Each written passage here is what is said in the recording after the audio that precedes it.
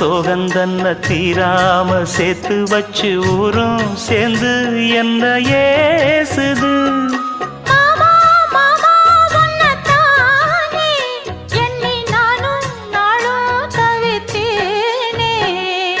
கூண்டுக்குள்ள என்ன வச்சு கூடி நின்ன ஊற விட்டு கூண்டுக்குள்ள போனதென்ன கோலக்கிளியே.